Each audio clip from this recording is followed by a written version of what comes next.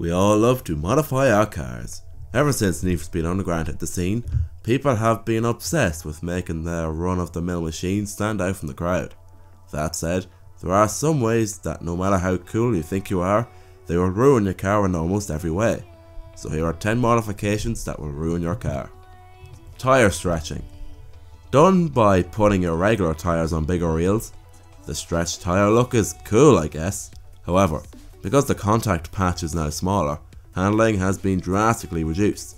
This gets worse when you put bigger wheels on, because you've also added weight and increased their rotational inertia, ruining the suspension and worsening the handling even more.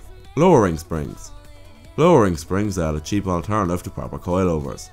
Although their damage is minimal, the brand of spring you get does play a part.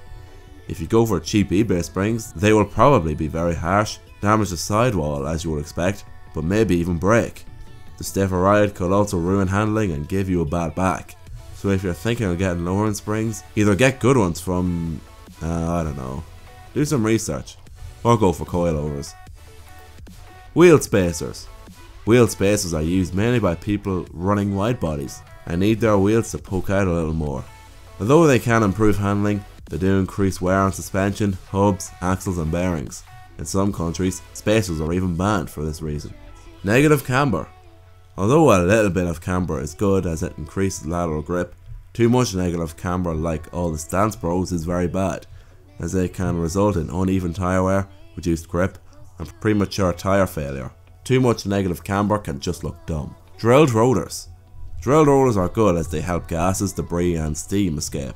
This reduces temperature and therefore reduces the chances of lockups. However, their sharp edges in the holes can cause increased stress, which only causes the rotors to crack sooner. Straight through exhaust.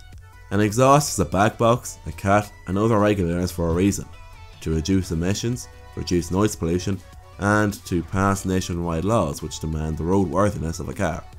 When you straight pipe a car, sure, it sounds better, but as you've made it louder, you are now a cop magnet. Your emissions harm children and pedestrians, and finally, everyone thinks you're a dick.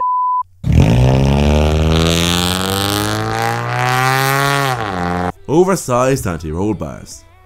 Anti-roll bars are great for making a car handle very well.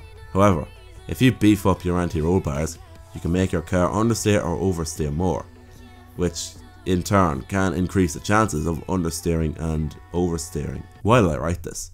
This can increase the slip angle of the front tyres and therefore cause an accident. Spring clamps. Why would you put these on? You place a U-bolt around a few spring coils that to artificially squeeze your suspension. This puts extreme stress on them. I guess it's to lower your car. It upsets the dynamics of your car and could make it dangerous, and it will also damage your suspension components too. eBay anything. eBay is never really legit. You can buy an electric supercharger which gives you an extra 30 horsepower. They don't. You can buy some sweet Volk TE37s for half the price. They're fake. You can even buy turbo kits for your 1.4 litre Honda Civics, which were made by Garrett. It'll break.